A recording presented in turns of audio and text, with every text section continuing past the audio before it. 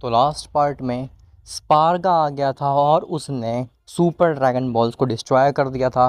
फ्रीज़ा को एक ही चुटकी में हरा दिया था। और ये भी पता चला था कि गोकू और वजीटा बिना आउटफिट के भी अपनी रेनबो फॉर्म में जा सकते हैं। अब उसके आगे, लेकिन उससे पहले तुम वीडियो को लाइक करो, और अगर तुम्हें ऐसी ही स्टोरीज़ और मूवीज़ देखना पसंद है तो चैनल को भी सब्सक्राइब कर देना ताकि आगे आने वाली वीडियोज़ तुम्हें सबसे पहले मिल सकें। खैर, तो गोकू और वजीटा अपनी रेनबो फॉर्म में स्पार्गा के सामने खड़े होते हैं। लेकिन स्पार्गा के चेहरे पे केवल एक स्माइल होती है और वो अपने हाथ बांधे हुए होता है।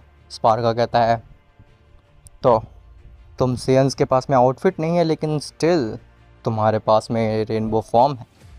काफ़ी इम्प्रेस किया तुम लोगों ने मुझे। वैसे सेयंस तो होते ही स्ट्रांग है, ये बात तो मुझे पहले ही से पता थी। इसीलिए तो मैं तुम्हें रास्ते से हटाना चाहता था। इवन फ्यूचर में तो मैंने तुम लोगों को बंदी बना करके रखा हुआ है। और हाँ, तुम दोनों के बेटे भी हैं ना? क्या नाम था उनका? गोहान और ट्रंक्स। वेल, उनके तो सर पे पैर रख करके मैं ज़ेनो की कुर्सी पे बैठता हूँ। तुम सेयंस और ये ओमनीपोटेंट ज़ेनो, तुम सबको मैंने एक खिलौने की तरह रख रखा है अपने पैलेस पे। सॉरी, ज़ेनो के पैलेस पे। गोकू और वजीटा जैसे ही ट्रंक्स और गोहान के बारे में सुनते हैं तो वो गुस्सा आ जाते हैं। गोकू और वजीटा जैसे ही स्पार्गा के ऊपर हमला करते हैं, स्पार्गा उन दोनों के ही अटैक को काफ़ी इजीली रोक लेता है। स्पार्गा कहता है, better luck next time Goku and Vegeta. ऐसा बोल करके स्पार्गा गोकू और वजीटा दोनों के ही हाथ को पकड़ करके अलग अलग डायरेक्शन में फेंक देता है। वजीटा जाता है और वो जेनो से लड़ जाता है जा करके, और गोकू जा करके सीधे फ्यूचर गोकू से भिड़ जाता है।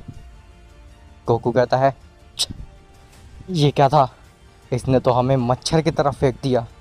फ्यूचर गोकू, तुम्हें हमारी मदद करनी पड़ेगी। हम बिना तुम्हारी हेल्प के इसे नहीं हरा सकते। फ्यूचर गोकू कहता है, इसे रोक पाना मेरे बस की बात भी नहीं है। ये मेरी इन्फिनिटी फॉर्म से भी नहीं हार सकता है। इवन इसने तो फ्रीज़ा की एक हिडन ड्रैगन बॉल भी डिस्ट्रॉय कर दी है, जिसकी वजह से अब ना ही मैं और ना ही फ्रीज़ा अपने पूरे पोटेंशियल पे इससे फाइट कर पाएंगे, और ना ही उस हिडन ड्रैगन बॉल की पूरी पावर्स का अच्छे से यूटिलाइजेशन भी कर पाएंगे। गोकू कहता है, लेकिन अगर हमें इसे हराना है तो फिर हम सबको मिल करके इसके ऊपर वार करना होगा। स्पार्गा कहता है, नामुमकिन है इसे रोकना। अगर हम सब मिल करके भी इसके ऊपर वार करें तो भी इसे कुछ भी फ़र्क नहीं पड़ने वाला है। इसे केवल एक ही बींग रोक सकता था, और वो था सेलेस्टियल लॉर्ड, जो कि इसके रास्ते से हट चुका है। अब ये सेयन, ये लेजेंडरी सेयन अनस्टॉपेबल है। ना इसे मैं रोक पाऊँगा, ना ही हिडन ड्रैगन बॉल्स की पावर्स, और ना ही तुम, गोकू वजीटा। गोकू कहता है, ठीक है, तुम हार मान करके यहाँ पे खड़े रहो, और मैं और वजीटा हम दोनों मिल करके स्पार्गा के बच्चे को दिखाते हैं कि लेजेंडरी सेयन कौन है, ये या हम।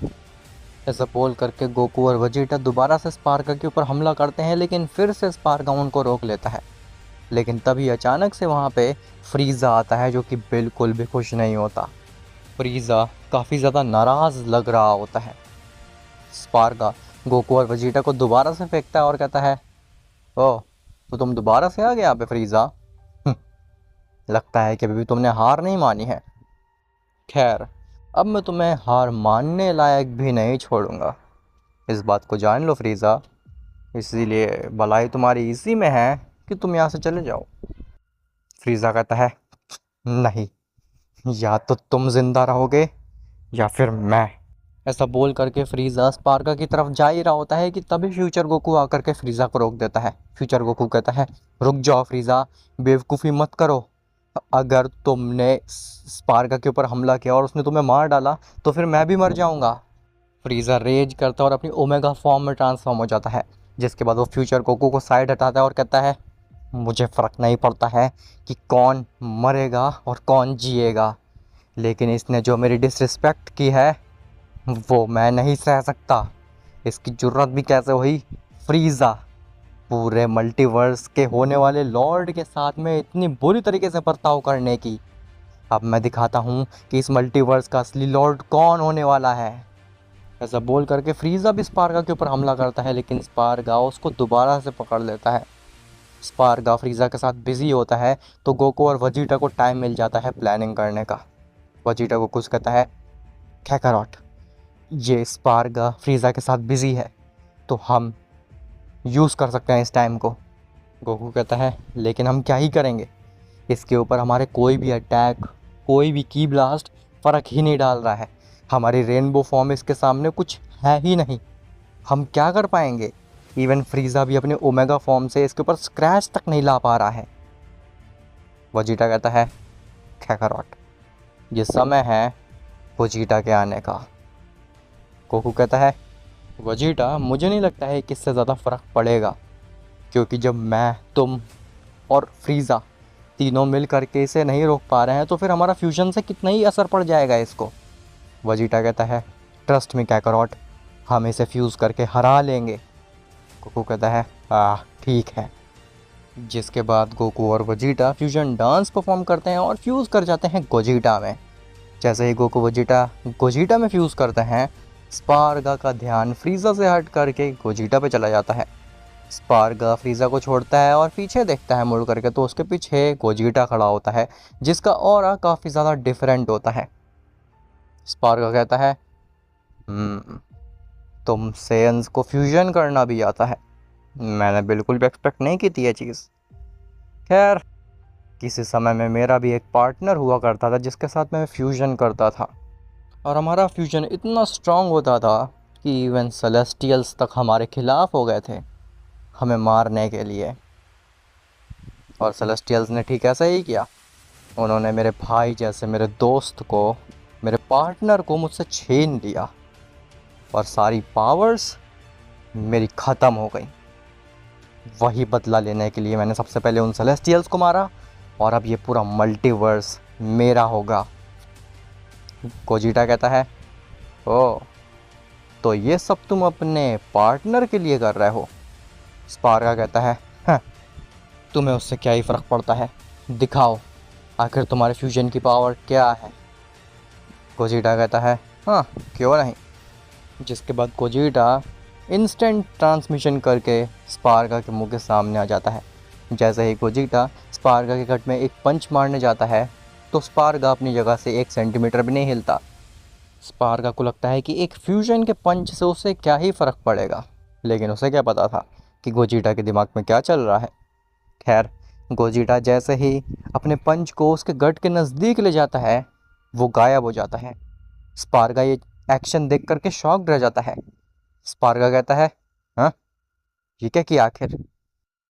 तभी अचानक से गोजीटा स्पार्गा के सर पे आता है और उसके हाथ में एक सोल पनिशर होता है। जैसे ही वो सोल पनिशर स्पार्गा के हेड पे मारता है तो स्पार्गा अपना हाथ आगे कर लेता है अपने हेड को सेव करने के लिए, लेकिन गोजीटा का वो सोल पनिशर इतना ज़्यादा पावरफुल होता है कि वो स्पार्गा के हाथ को चीरता हुआ उसके हेड में लग जाता है, और उस अटैक के फोर्स से स्पार्गा जा कर के एक प्लैनेट से भिड़ जाता है। फ्यूचर गोकू कहता है अद्भुत, तुम्हें आखिर कैसे पता था इसके वीक पॉइंट के बारे में। गोजीटा कहता है मुझे सब कुछ पता चल चुका है फ्रीज़ा, लेकिन अभी ये समय नहीं है कि हम एक्सप्लेन करें सारी चीज़ों को। ये समय है इस स्पार्गा को ख़त्म करने का। ग्रैंड प्रिंस जेनोस कहता है लॉर्ड जेनो, जो चीज़ ये फ्रीज़ा नहीं कर पाया, जो चीज़ ये फ्यूचर गोकू नहीं कर पाया अपने इन्फिनिटी फॉर्म में रह करके, वो चीज़ गोजीटा ने कर दिया। क्या आप विश्वास कर पा रहे हैं इस चीज़ के ऊपर। जेनो कहता है ग्रैंड प्रीस्ट, ऐसा ही नहीं, ये दोनों मॉर्टल्स इस मल्टीवर्स के सेवियर कहलाते हैं। उसके पीछे यही रीज़न है कि ये दोनों मॉर्टल्स इस मल्टीवर्स के रियल सेवियर हैं। मुझे तो कभी कभी लगता है कि मैं ओमनीपोटेंट क्यों ही बना हूँ। मुझे इन दोनों मॉर्टल्स को ही संभालने के लिए दे देना चाहिए पूरा मल्टीवर्स। ये दोनों मॉर्टल्स ही पूरे मल्टीवर्स को अच्छे से संभाल लेंगे और मुझसे अच्छे से सस्टेन करके रख लेंगे। ग्रैंड प्रिस्ट कहता है क्या मजाक कर रहा है लॉर्ड जेनो। जेनो कहता है ये मजाक की बात नहीं है ग्रैंड प्रिस्ट, भले ही गोजीटा ने एक बार कर दिया उस स्पार्गा के ऊपर, लेकिन मुझे नहीं लगता है कि गोकू अकेले स्पार्गा को संभाल पाएगा। हमें उसकी मदद करनी चाहिए ग्रैंड प्रिस्ट। ग्रैंड प्रिस्ट कहता है लॉर्ड जेनो आप बिल्कुल ठीक कह रहे हैं, मुझे भी लगता है कि गोजीटा ज़्यादा देर तक उसे नहीं संभाल पाएगा। इवन गोजीटा का तो फ्यूजन टाइम भी 30 मिनट्स का ही होता है केवल। कितनी देर तक ही गोजीटा उस स्पार्गा को रोक लेगा आखिर। जिसके बाद ग्रैंड प्रिस्ट और जेनो ये दोनों ही अपनी ट्रू फॉर्म में ट्रांसफॉर्म हो जाते हैं और गोजीटा के साइड में चले जाते हैं। स्पार्गा खड़ा होता है और अपने हाथ की तरफ देखता है तो स्पार्गा के हाथ से ब्लड निकल रहा होता है। स्पार्गा ये देख करके शॉक्ड रह जाता है, उसकी आंखें खुली रह जाती हैं। स्पार्गा कहता है, अद्भुत, ये पावर्स, ये कैसा अटैक था आखिर, जिसने मेरे हाथ को चीर दिया। नहीं, इन मॉर्टल्स को मैं हल्के में नहीं ले सकता। ये सेयन कुछ ज़्यादा ही स्ट्रांग है और इनका फ्यूजन तो और भी ज़्यादा स्ट्रांग है। मुझे कुछ ना कुछ करना होगा, इनको रोकना होगा कैसे भी करके। मैं यहाँ नहीं हार सकता। ऐसा बोल करके स्पार्गा दोबारा से अपने हाथ की तरफ देखता है तो उसका हाथ पूरी तरीके से हील हो जाता है। स्पार्गा को थोड़ा सा पेन हो रहा होता है उसके हेड में, क्योंकि वो सोल पनिशर काफ़ी ज़्यादा स्ट्रांग था, लेकिन वो अपने आप को संभालता है और गोजीटा के नज़दीक जाने लगता है। स्पार्गा कहता है, "हाँ, तुम लक्की थे, इस वजह से तुम मेरे ऊपर एक वार कर पाए, लेकिन अब मैं तुम्हें एक भी मौका नहीं देने वाला हूँ और इस बार तुम्हारा लक भी काम नहीं आएगा गोजीटा। कोशिश कर लो, वार करके दिखा दो मेरे ऊपर एक बार फिर से।" गोजीटा कहता है, एज योर विश। ऐसा बोल करके गोजीटा एक और सोल पनिशर रेडी करता है और इस बार गोजीटा उस सोल पनिशर को स्पार्गा के चेस्ट पे मारता है। जैसे ही वो सोल पनिशर स्पार्गा के चेस्ट पे लगता है तो स्पार्गा के जो आउटफिट होता है उसमें डेंट आ जाते हैं।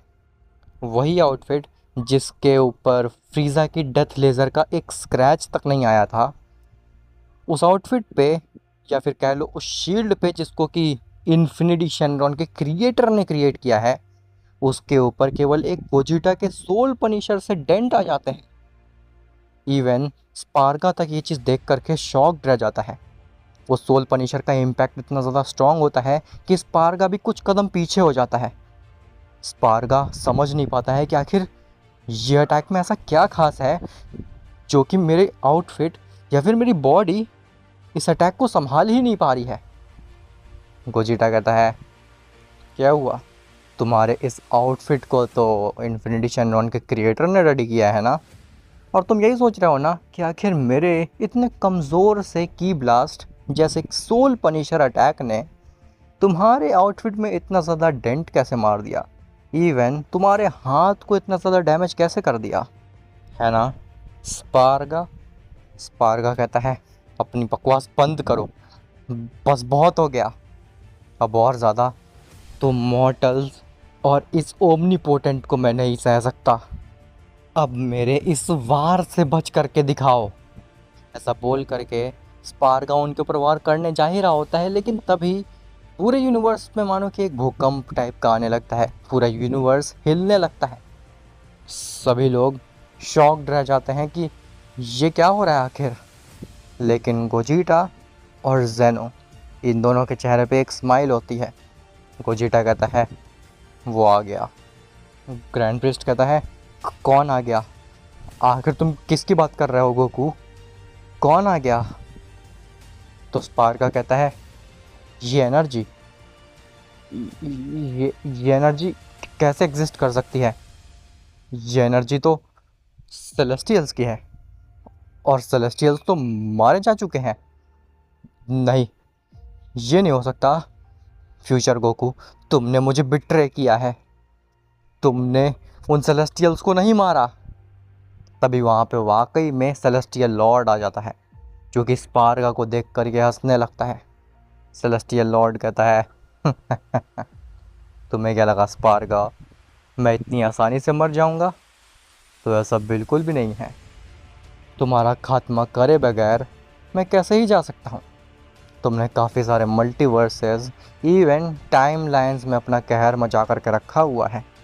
वेल्थीरियन, नेक्रोमस और बाकी सभी सेलेस्टियल्स तुम्हारी इसी हरकत से बड़ा परेशान थे, और हम तो इस मल्टीवर्स को बचाने आए थे, लेकिन इस फ्यूचर गोकू या फिर कह लो इसके अंदर के एक दूसरे मॉर्टल फ्रीज़ा ने सब कुछ गुड़गोबर कर दिया। सारे प्लान पे पानी फेर दिया था, लेकिन फिर भी किसी तरीके से हम सरवाइव कर गए। और अब तुम्हारा काम ख़त्म होने वाला है स्पार्गा। फ्यूचर गोकू भी सेलेस्टियल लॉर्ड को जिंदा देख करके थोड़ा सा तो शॉक रह जाता है। फ्यूचर गोकू कहता है, ये चीज़ आखिर पॉसिबल कैसे है? मेरे सामने जेनो ने विश मांगी थी सेलेस्टियल्स को मारने की, और सेलेस्टियल्स इरेज भी हो गए थे, तो फिर तुम जिंदा कैसे हो आखिर? सेलेस्टियल लॉर्ड कहता है, जेनो, इनको तुम बताने वाले हो या फिर मैं बताऊं? अब आखिर वो सेलेस्टियल लॉर्ड जिंदा कैसे है, और क्या बाकी सेलेस्टियल्स भी जिंदा हैं? और आखिर अब क्या होगा? क्या स्पार्गा को सेलेस्टियल लॉर्ड रोक लेंगे, या फिर कोई नया करेक्टर आने वाला है? और गोजीटा का सोल पनिशर आखिर इतना स्ट्रॉन्ग कैसे है कि उसने स्पार्गा के उस आउटफिट के ऊपर डैमेज कर दिया? काफ़ी सारे क्वेश्चन हैं, लेकिन ये क्वेश्चन अगले पार्ट में क्लियर हो जाएंगे। और जब ये क्वेश्चन क्लियर होंगे तो तुम्हें समझ में आएगा कि आखिर प्लान क्या था, मास्टरमाइंड कौन था इन सब के पीछे, और ये सब कौन करा रहा था।